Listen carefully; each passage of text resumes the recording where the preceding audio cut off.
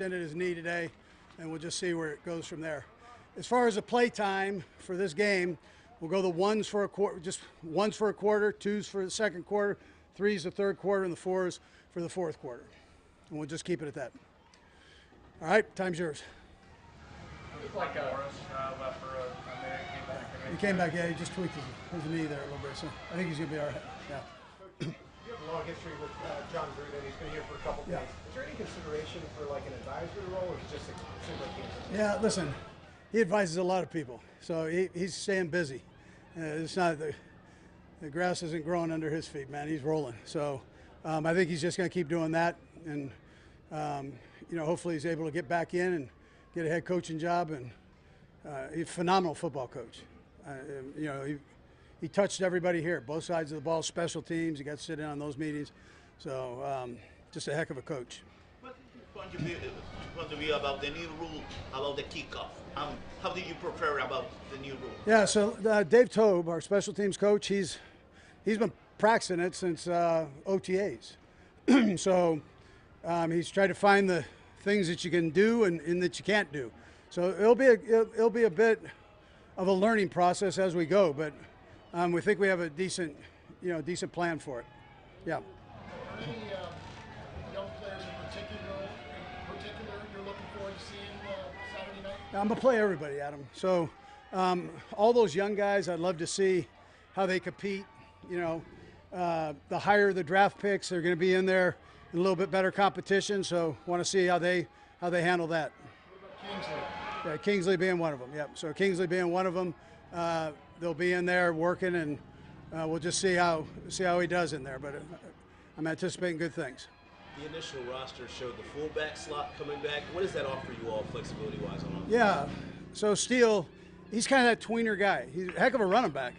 I mean, you see him out here running the football, and he does a pretty good job. What he did at Ball State was unbelievable. UCLA, unbelievable. But we're kind of maneuvering around, see if he can do the fullback stuff, and it looks like so far he can. And then we'll just see. We'll see how the numbers work out. You got to have special teams numbers and all that stuff. So we'll just see how the numbers work out as we go down the stretch. Coach, they announced today, the club announced that Harrison is re-signed, making some more money. What's he meant to you guys in his career here? Yeah, well, I mean, obviously a lot. I mean, he's been in huge situations for us and really come through, and his consistency has been great. This won't bother him because he's got that work ethic and he just sticks to it. It won't be a distraction at all. So listen, I'm happy for him, happy for the organization, and he's a heck of a football player. Great kicker. What kind of pressure was it for you to have a veteran guy who's been there and done that like he has in that spot? Yeah, I like that. I mean, I like the field goal kicker. I like to have a little time under his belt, although we've done it both ways. But it's great to have the experience. And then at the level of experience that he's had is like crazy. So he's done it in huge games for us. Coach, I know you defer to Brett on the contracts, but now that Harrison's done, I mean, there's going to be a lot of attention on Creed, Trey, and Nick because they're next up. How important have those three guys in that draft class been, both in the past, but also looking forward to the future and trying to keep them? Yeah, that's the trick. How you do keep them. So that's Brett's. He's the magician in that. I'm just a spectator there, but. They've played so well for us, and you gotta see what you can do with the contracts as they come up. Coach, just asking, Joe Tooney's going to go. He'll be in the preseason game. Joe will not. Last one, BJ. Yeah, on that front, Coach, with any of the guys sitting out today, do you think any of them will see time? I would probably say no. But we'll see. I mean, we'll get it to you. We got a few days yet, so. Sorry, Leo, go ahead. We ask you this every year. You play Patrick in the first preseason game. You look around the league, a lot of guys just won't play. They want to bubble wrap their quarterback. Your philosophy on this? Yeah, I mean, listen, I allow them to get in the swing of things, and the ones know how to do that. Both sides of the ball, they know how to go about doing that, and but somewhere you got to get on there and shoot, and so it gives him an opportunity to do that. Okay, thanks, Coach. Okay.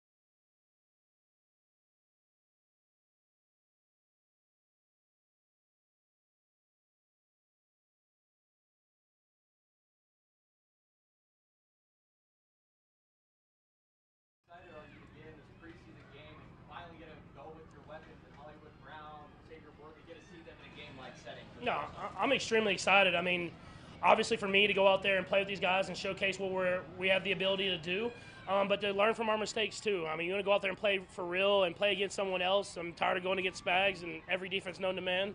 And so I think just going out there, letting the guys play, make decisions under fire, and have them make those right decisions and learn from the mistakes after. Have you seen some things up here that tell you that things can be a little different when the season starts as far as the passing game?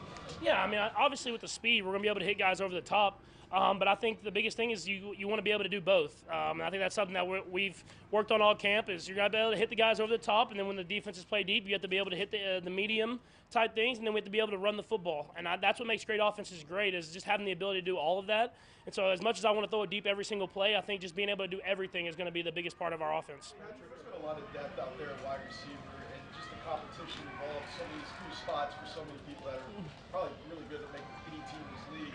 What have you assessed from the receiver battle out there and how everybody's fighting for that job? Yeah, I think what I've loved the most is how much they root for each other. I mean, you can see it out there. I mean, when guys make plays, everybody's going out there to celebrate. And we have a lot of good guys that are playing hard and all making plays against a great defense. And so it's not always going to be perfect. It's not always going to be the perfect play or whatever like that, but they're all competing every single time. They're rooting for each other, and that's what you want in the receiving room is a good group of guys that are talented. How do you feel physically compared for the last year? Because win 3 Super Bowls in a row is almost impossible for a lot of teams. How do you feel physically, and how do you see your team? I mean, I feel great physically. I think guys have the right mindset. I mean, at the end of the day, all you can do is focus on today. Obviously, we want to win 3 in a row, but we know just as much as anybody is that you got to execute today at practice in St. Joe in order to do that. And so if you take a day-by-day type process, the hope is at the end of the year you can go out there and get that ring.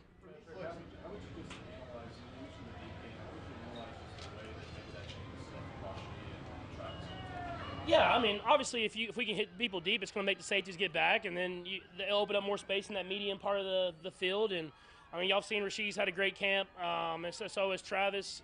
So has guys like Noah and Wiley. I mean, if you can open it up down the field with those speed guys, that threat opens the whole entire field up. And so I'm excited for it, as well as just letting those speed guys work in that intermediate range as well. And so it's about having a diverse offense, being able to go out there and attack in different ways. And I'm excited for the opportunity to go out there and show it. It seems like your connection with Xavier downfield has been pretty good. What have you seen from him, and how do you think that he might change what you guys are able to do specifically to Xavier? Yeah, no, Xavier, he does a great job. Obviously, he's fast, but it's almost like he runs fast, but he can run with pace fast. And so he's able to track the ball really well. He runs a lot of great routes, and he's going to get as physical a camp as any here. So, I mean, he's done a great job trying to fight off press as best as he can, getting through there and making plays happen. And so he'll keep getting better and better. I mean, if he can get through this camp, he'll be able to get through a lot of stuff. So I'm excited for him and how he's kind of progressed throughout the camp. Isaiah told us that he worked with their receiver coach in the offseason. What have you seen from him? Has his hands been a lot better? Yeah, he's done a great job. He would run routes. Coach Reid put him out there and let him run some type of route, some shorter routes, some deeper routes that he hadn't ran before, and some read routes that necessarily aren't for running backs. And he's done a great job with that. He wants to be great. I mean, he's done a great job running the football for us. He's done a great job catching out of the backfield. But if he can catch it from the slot or from a receiver type position, it's just going to help him be even a better football player. John Gruden out here. Yeah. What has it meant for you being out here? What has he told you? Yeah, no, it's always great to hear offensive minds, and then obviously someone that we've went up against, so you kind of can listen to ways that they were trying to go against us and combating stuff that we did well, and then him and Coach Reid have a long history, and so just to hear them talk about old school football plays is always cool for me, being a football historian, and so it's been fun to have him out here and just listen to him talk about football. We'll go across the room. Go ahead, sir.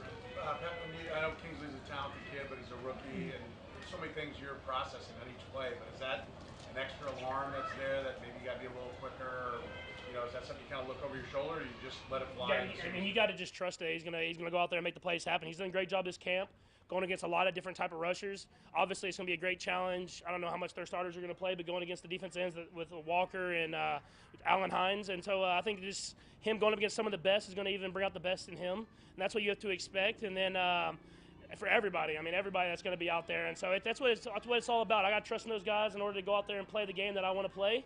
And so I'll let him go out there and be the football player that he's been all camp.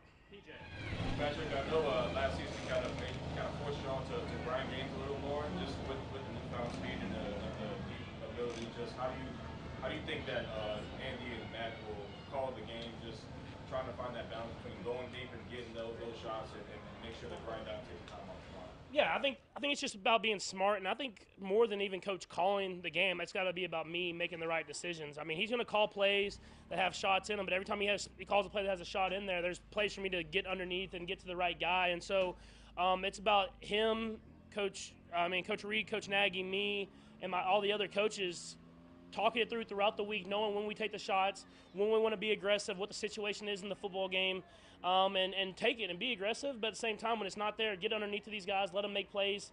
That's what I've learned over my time is it's got to be making the right decisions out there at the end of the day. Patrick, you're obviously always on the other end of this, but what do you perceive to be the challenges of tracking a ball for a receiver, and why can some guys do it really well, and why is it a struggle for others? I mean, it's hard. You're running full speed, trying to catch a football in the air and not knowing if you're going to get hit the moment you catch the football. I mean, it's a tough job as any, I think, in the world, because you can catch the ball and get your cleats knocked off you. So, I mean, I commend those guys, man. It's hard to track a football running full speed. The ball, I throw it high, throw it far. But I always let them know that I'm the best at tracking the football. I grew up shagging BP, so I'm pretty nice at it myself, but I wasn't getting hit.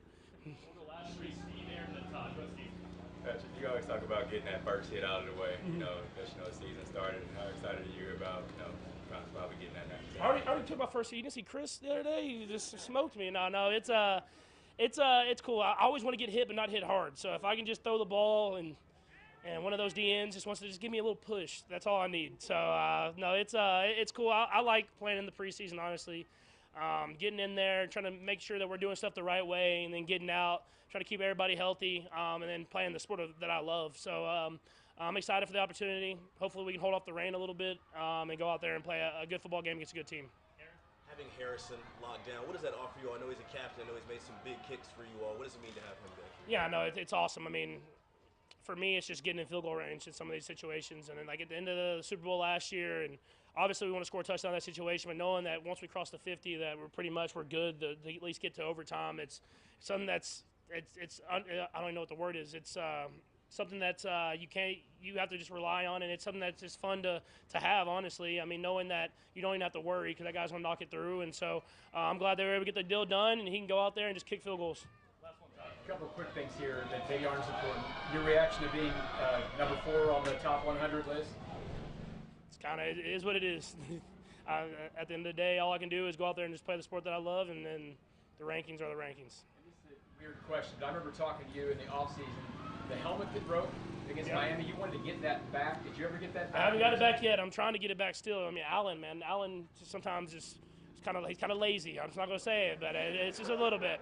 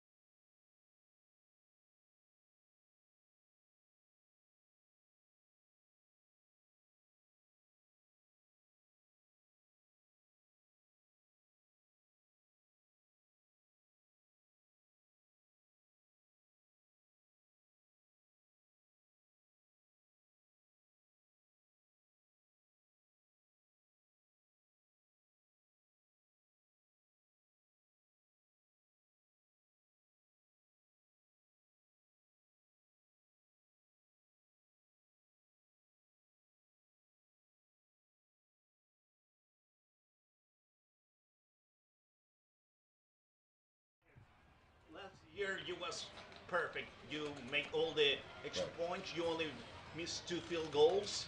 You make 137 points in the regular season. You have a new contract. How do you feel about that? Well, it feels great. I'm going on year 8. I'm 29 years old. It feels like just yesterday I was coming to the Chiefs facility for the first time for that Monday Night Football game against the then Redskins. So I'm very grateful to be in this position. It's almost surreal to think about the success that I've been able to have. I put in a lot of work and effort to be the best, but there's so many times where I go out on the field, there's pressure, everyone's watching, and I don't really understand what's going on. It doesn't even feel like I'm kicking the ball, and I look up and the ball's going through the uprights. And I'm just very grateful for the success that I've had, and because of that, I want to make sure that I'm doing my best to use my platform and glorify God. Harrison, it was reported that you actually negotiated this contract on your own. I just wondered what led to that decision, and what was it like having conversations with the front office with there's no buffer? You kind of hear their thoughts just as much as what you're trying to achieve. Right. You know, it was a lot of fun. My personality, I'm an introvert. I don't really like the attention. So even being an NFL kicker, it's kind of an odd thing for me. I don't like the loud noises, the attention that comes my way. But when I'm in the moment and I'm executing the kick, I'm so grateful for that opportunity. And I kind of treated this contract the same way. You know, it would have been easy for me to, have an agent handle the contract, but I kind of attacked this fear, and I wanted to go out and have faith in myself to represent myself and do something that not a lot of players do. And it wasn't too difficult. I was an industrial engineer at Georgia Tech, so I can handle the spreadsheets and making sure I'm doing the right job with the counter offers and such and getting to a good deal. But it was a challenge that I took on, and I felt like going on year 8, I kind of understand the NFL well enough. I understand contracts well enough from being involved with the NFLPA. And obviously I have a great relationship with the front office here.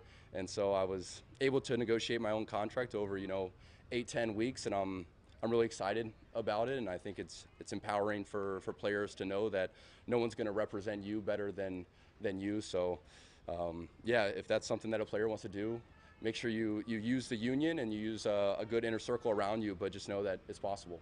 What does it mean to you to be the highest paid kicker, at least for now? Exactly, at least for now. You never know. In 6 months from now, there's going to be another kicker that tops it. But I think it's good to know that the kicker market is still moving forward. I think offense is definitely the strength of the NFL right now. There's a lot of points being scored, and kickers are part of that. Games are closer than ever, and Tucker signed his contract 2 years ago, and then Jake Elliott just signed and tied his. So I'm grateful to be able to move it up a little bit. And like you said, I know there's going to be a bunch of kickers after me that are going to continue to push it. But in the meantime, is it meaningful to you to be the highest paid? I mean, I'm sure I'll look back and it'd be cool to think about that at one point I was the highest paid kicker, and so much of my career I've just kept my head down and just taken it day by day, kick by kick. And I'm not the highest paid kicker on my own, right? I'm so blessed to have a special teams coach like Dave Tobe, to have James Winchester throughout my whole career, to start with Dustin Colquitt, who taught me so much as a rookie, to have Tommy Townsend, and now Matt Araiza is coming in. I've had a great support staff with the Chiefs and great fans, and I've enjoyed kicking in Arrowhead Stadium, and I'm thankful for Coach Reid and for the pressure that he puts on me in practice so that I can execute and be successful in the game. You mentioned you are an introvert. Obviously, the offseason for you was you're in the news a lot. So just how are you and your family how have you tried to emotionally move on and apologize for anything you've said? Right, so I'm definitely an introverted person. I try to, protect my privacy as much as possible. But, as I mentioned, I've been in the league now 7 years, and I do have a platform. So with that comes people that want me to state what I believe to be very important.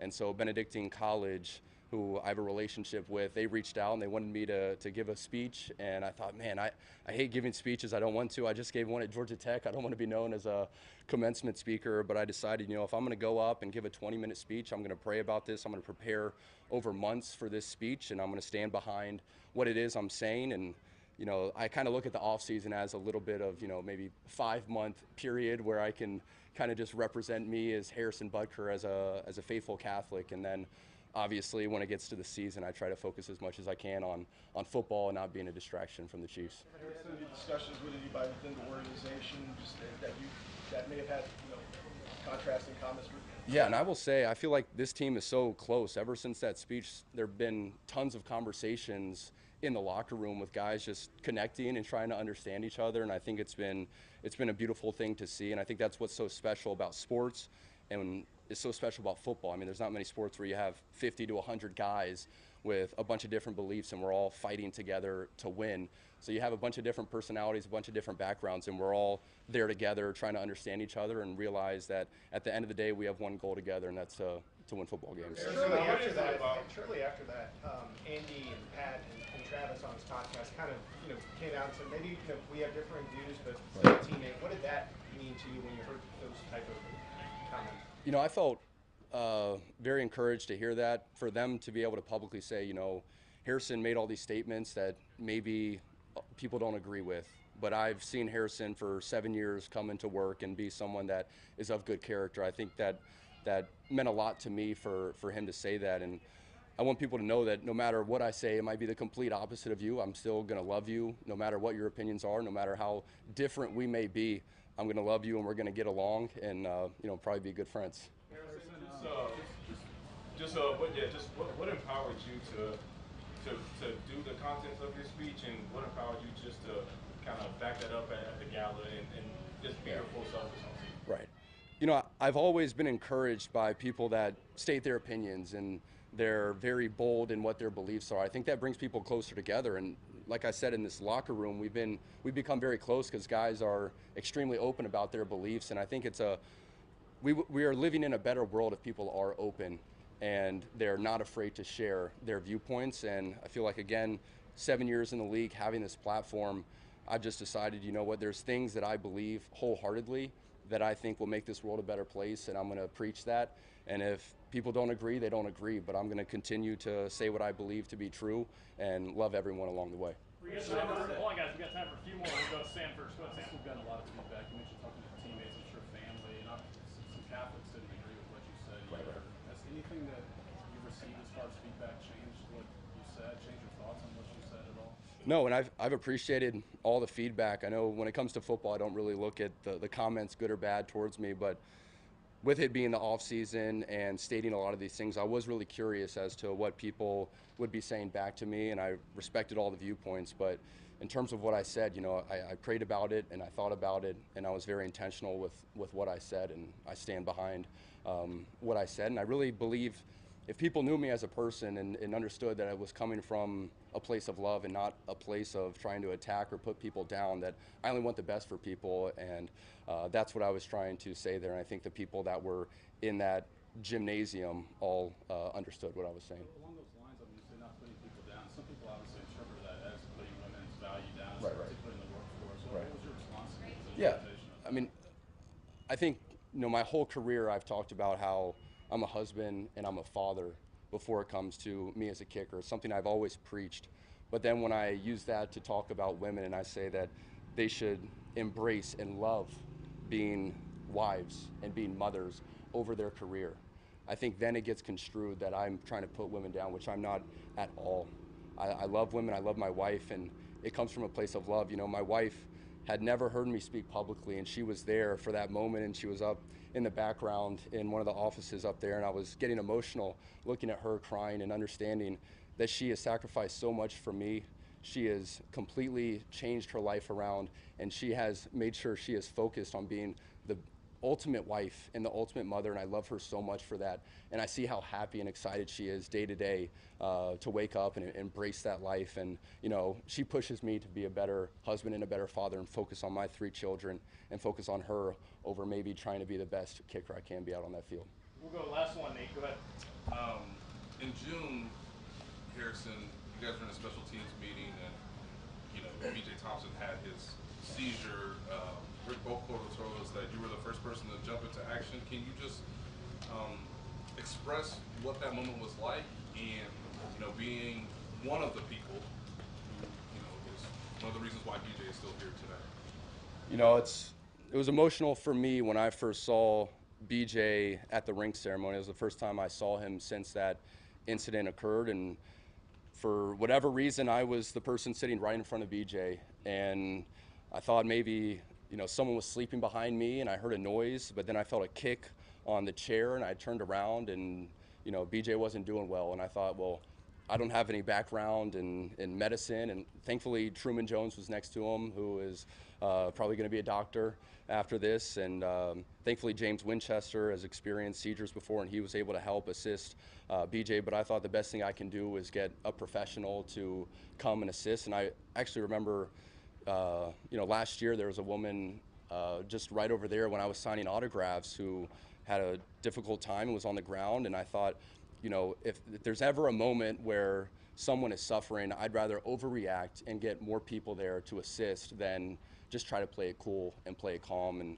thankfully, Julie and Glove and Rick Burkholder were all able to get there and get the professionals. But, you know, I mean, it's amazing that BJ is alive and with us, and I'm thankful for that. And there were so many guys in that room that assisted him, that, you know, a bunch of guys got in a circle and were praying for him, and it was just a tough time. But again, another thing that I think has brought our team together. And so I'm just very thankful for BJ and for all those that helped him. Did you talk to him at the ring ceremony? Did you get a chance to have a conversation with him? I missed him at the ring ceremony, but he was out here at a training camp practice, and obviously he's just thankful to be alive. He is so excited to be around the team. He can't wait to be back. I know he's maybe got a couple more weeks, but he's excited to just be in the locker room again and feel the support from all of his teammates. Okay, thanks guys. Thank you guys. Thank you.